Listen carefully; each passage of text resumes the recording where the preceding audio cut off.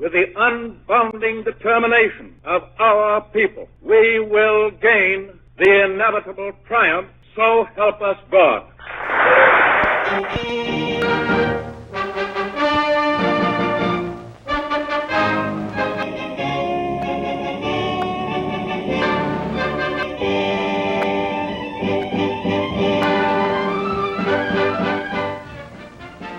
Hyde Park, New York, where in 1882, Franklin Delano Roosevelt was born. Following a political career in his native state, Roosevelt became Assistant Secretary of the Navy in 1913. In 1920, he campaigned unsuccessfully for vice presidency.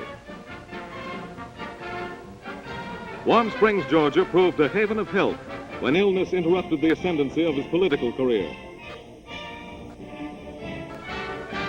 When the country appeared to be in a whirl of glowing prosperity, he was urged by Democratic Party leaders to become a candidate for governor of New York.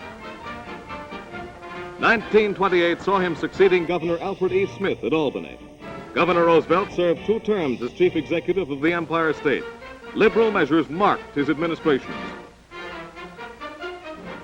Governor Roosevelt became the choice of the Democratic Convention in 1932. A spectacular flight to Chicago marked the beginning of his rise to the presidency.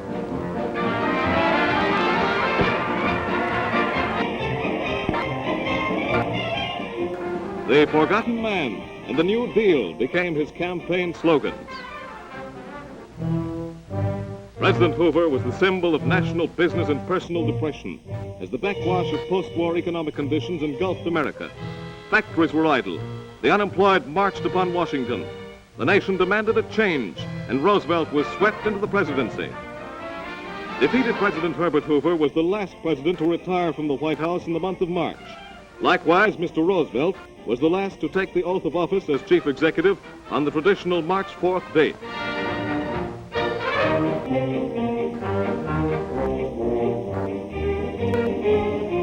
The new president's first inaugural address called for a mammoth program of social legislation, reduction of national expenditures, and, if necessary, emergency powers to bring about recovery.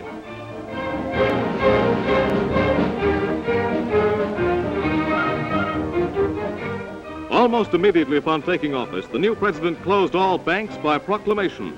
The financial world was frozen. A new force held the reins.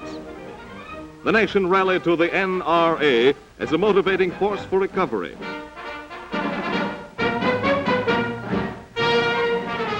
Aimed at benefiting the farmer by reducing wheat, corn, and cotton crops, the AAA was enacted.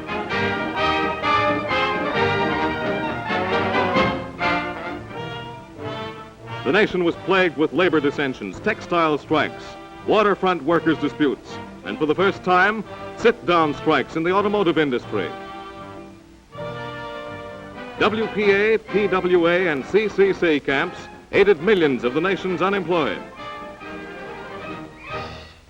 Supported by his New Deal advisors, the president vigorously sponsored job insurance, old age pensions, Social Security, and other general social measures.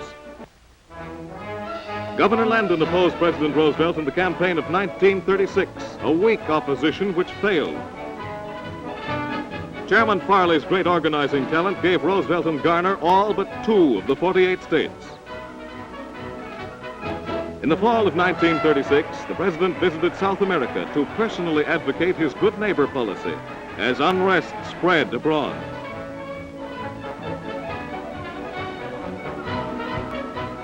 In 1937, President Roosevelt became the first chief executive to be sworn in on the new inaugural day, January 20th. Severe weather and pouring rains dampened the scene of his second inauguration, but not his bristling address to the nation. With war spreading in Europe and Asia, President Roosevelt at Kingston, Ontario, solemnly pledged that the United States would fight to protect Canada if that country were ever invaded. The devastating march of war over old world democracies directed President Roosevelt's attention closely to international problems. Aid short of war was asked, embargoes lifted, naval aid was given to Great Britain.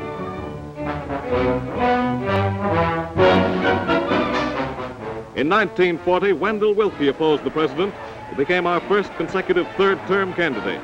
Mr. Willkie won 22 million votes, but the president was re-elected by 27 million. The first third-term candidate, Mr. Roosevelt confined his campaign activities largely to defense inspection trips. January 20th, 1941. The start of a journey never before made in American history, that of a president-elect to his third consecutive inauguration. Pennsylvania Avenue is thronged with cheering multitudes to whom the president genially waves in response to their enthusiasm. A great, a solemn event in the life of this nation, the swearing in of the citizen whom the people have chosen to guide, serve, and protect the entire country for the next 4 years, on toward America's symbol of freedom.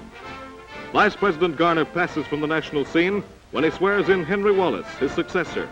As in previous inaugurations, Chief Justice Hughes administers the sacred oath.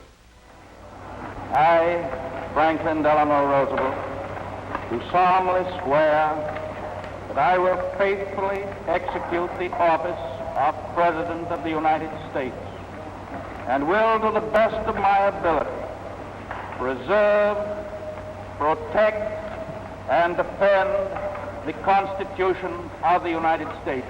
So help you God. So help me God.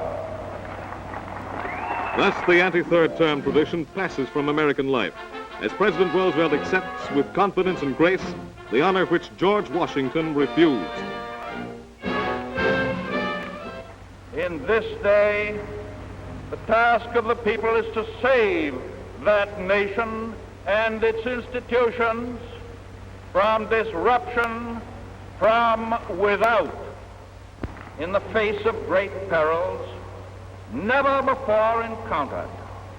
Our strong purpose is to protect and to perpetuate the integrity of democracy. For this we muster the spirit of America and the faith of America. We do not retreat. We are not content to stand still. As Americans, we go forward in the service of our country by the will of God.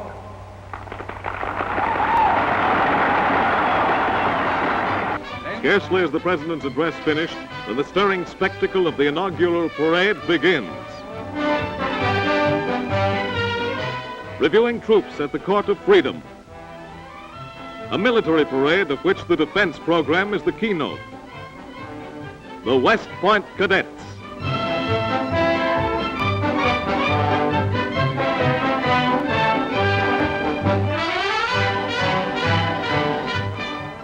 Ahead, 4 grim, uncertain years.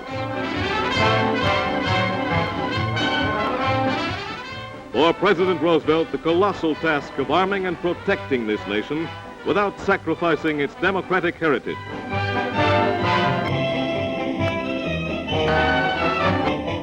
And aiding with airplanes, ships, and guns other democracies now struggling to banish oppression and safeguard the rights of free men throughout the world.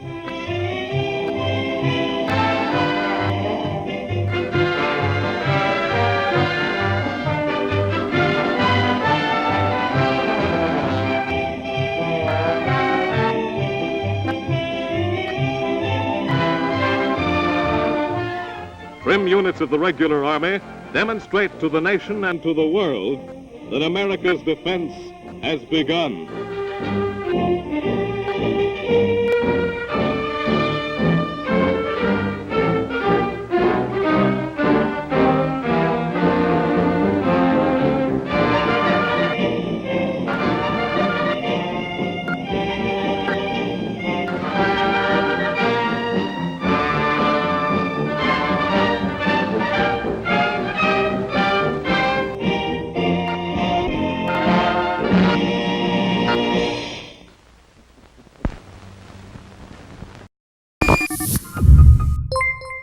Tomorrowpictures.TV